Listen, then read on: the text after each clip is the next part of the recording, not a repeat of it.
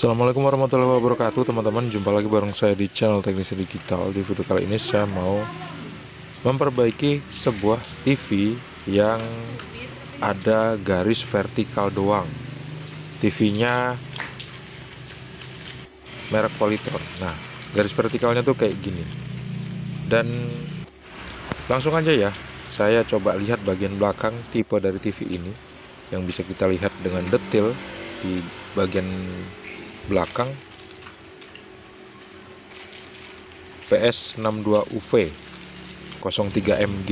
Nah itu ya, langsung aja nih kita buka skrupnya.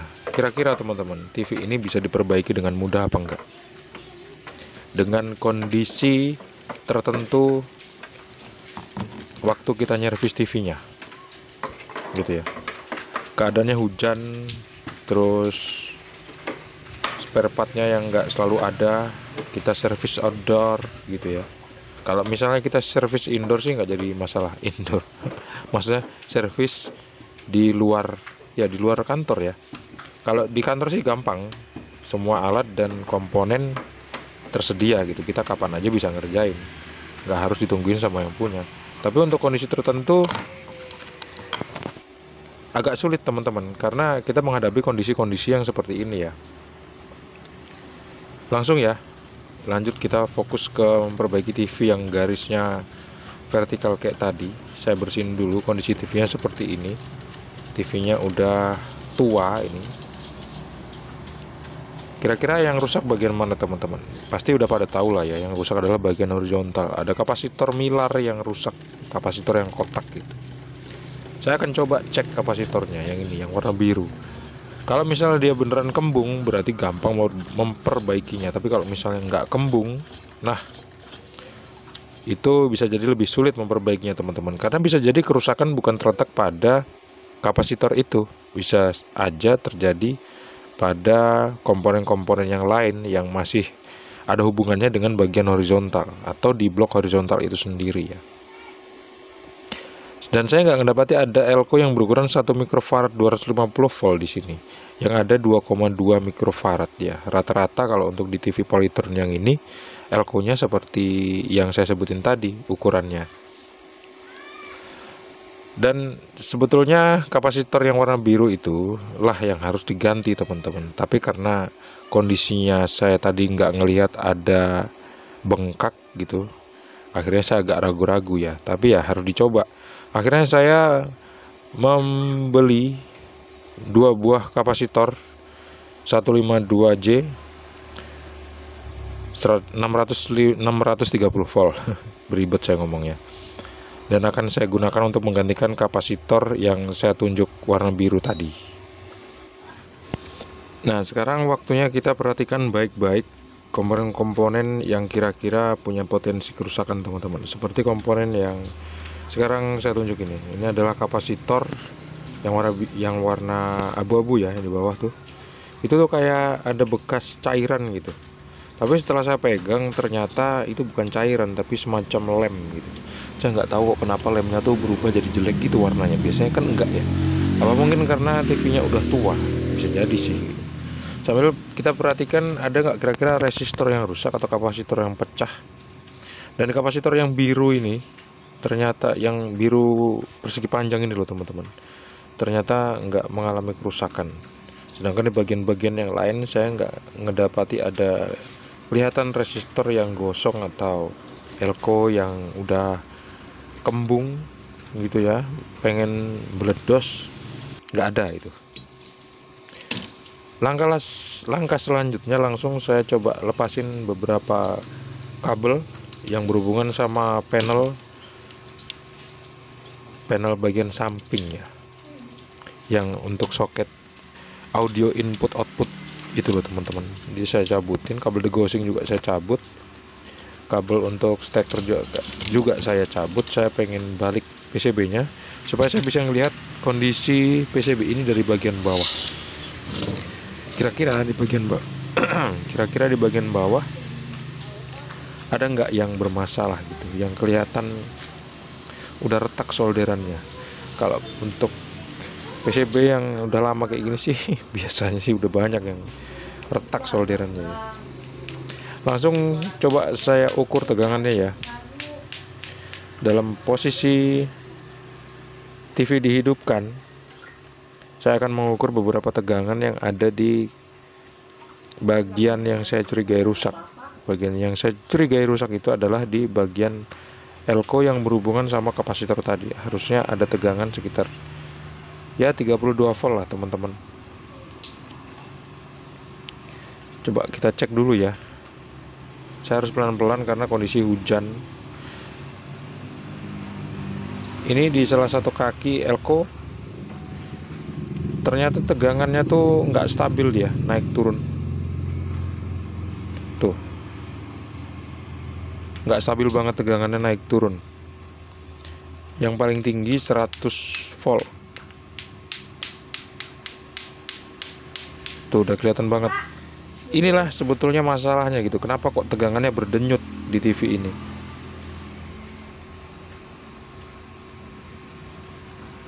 Kita cek di elko yang lain yang masih berhubungan sama bagian horizontal. Teman-teman gak usah bingung, ini saya ngecek bagian horizontal. Pokoknya di bagian horizontal itu kan ada elko. Nah, saya coba ukurin semua elko itu ada tegangan apa enggak gitu. Meskipun kita nggak tahu ring tegangannya berapa, tapi kalau misalnya kita ngelihat tegangan berdenyut, berarti ada masalah di rangkaian itu teman-teman. Nah, ini tegangan untuk horizontal fix 110 volt. Biasanya untuk tegangan horizontal tuh 115 ya, tapi tadi muncul 110 volt. Tapi untuk di kaki yang sebelumnya, yang di awal-awal tadi saya cek, itu memang tegangannya berdenyut.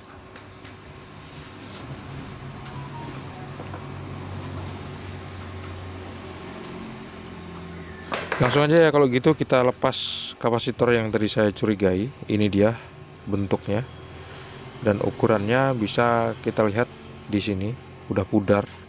Nggak tahu nih ukurannya berapa, tapi kalau misalnya untuk Polytron ya biasanya ukurannya kurang lebih aja lah sama TV-TV Polytron yang lain yang jumlah incinya, yang besar incinya tuh sama, misalnya 21 in. Rata-rata komponennya hampir sama. Karena komponen itu susah dicari, akhirnya saya coba untuk memodifikasinya menggunakan kapasitor yang lain, kapasitor Mylar. Tapi masih belum berhasil ternyata teman-teman setelah mengganti yang tadi. Akhirnya saya coba ke langkah yang selanjutnya, mengganti elko transistor horizontal 220 mikrofarad 160 volt. Karena tegangannya tadi ngedrop jadi 26 volt. Tadi kan berdenyut ya. Setelah saya ganti kapasitornya, ternyata tegangannya malah ngedrop. Begitu saya balikin lagi kapasitornya, ternyata tegangannya juga masih ngedrop. Wah, berarti TV ini memang agak mbalelo gitu ya. Nggak segampang itu ditaklukkan. Harusnya ini dibawa ke bengkel ya, nggak dikerjain di rumah yang punya. Dan akhirnya setelah saya kerjain selama kurang lebih 3 jam, TV-nya nggak selesai juga. Tegangan yang tadinya berdenyut nggak lagi kembali berdenyut, tapi ngedrop jadi 26 volt. Terus saya berhenti untuk melanjutkan pekerjaan itu karena memang banyak banget komponen yang rusak teman-teman. Kalau misal diganti, intinya nggak balik modal gitu. Jadi ya saya ngobrol baik-baik sama yang punya. Akhirnya beliau mengerti dan akhirnya beliau mau beli TV yang baru ya, kayak gitu. Jadi komponen yang saya ganti, saya tunjukin ke teman-teman. Ini dia komponennya. Ada beberapa buah komponen. 154J 630 ohm, 630 volt. Ini tulisannya W. Di kapasitor itu emang kayak gitu, beda-beda. Ada W, ada V gitu. Suka-suka pabriknya lah. 154J 630 volt gitu ya. Ini dirangkai paralel untuk menggantikan kapasitor yang warna biru yang ternyata tuh begitu udah diganti sama yang ini masih tetap nggak normal. Begitu kapasitornya dibalikin lagi yang biru tadi, ternyata masih tetap nggak normal juga gitu ya. Terus kan tegangannya ngedrop ya jadi 26 volt. Akhirnya saya cek di kaki elko horizontal, ternyata tegangannya juga ngedrop di sana gitu, nggak sampai 110 volt. Loh, kok ngedrop gitu, berarti punya kemungkinan elko-nya rusak gitu, karena elko-nya tuh bagian bawah udah jelek banget. Akhirnya saya coba ganti elko horizontalnya. Ternyata juga tegangannya nggak ready 110 volt atau 115 volt seperti tegangan pada bagian horizontal pada umumnya. Karena masih nggak bisa juga, akhirnya coba saya ganti elko yang berparalel ya sama kapasitor yang warna biru tadi. Itu ukurannya sebetulnya 2,2 mikrofarad 100 berapa volt gitu, saya lupa tadi. Akhirnya saya coba ganti dengan elko yang berukuran 1 mikrofarad 250 volt. Rumus untuk mengganti elko itu yang penting tegangannya lebih besar gitu ya. Ya kalau misalnya kapasitasnya mirip-mirip sih nggak apa-apa. Misalnya 1 mikrofarad sama 2,2 mikrofarad gitu. Itu biasanya nggak apa-apa gitu. Tapi begitu saya ganti elko-nya ternyata juga nggak sembuh gitu. Akhirnya ya udah deh, saya pulang daripada lama-lama ngerjain tapi nggak selesai kayak gitu ya. Dan apa yang kita anggap gampang ngerjain sesuatu tuh ternyata enggak, teman-teman ya, kayak gitu. Terima kasih udah nonton video ini. Terima kasih. Kita bakal jumpa lagi ya di video berikutnya di servis-servis perangkat elektronik yang berbeda-beda. Kalau misalnya kalian suka video ini, klik aja tombol like. Kalau misalnya pengen mensupport channel ini, kalian bisa tekan tombol super thanks yang ada di bawah video. Dan kalian kalau misalnya pengen konsultasi langsung, kalian bisa tekan tombol gabung di sebelah tombol subscribe ya. Sampai jumpa di video selanjutnya. Assalamualaikum warahmatullahi wabarakatuh. See you and bye-bye.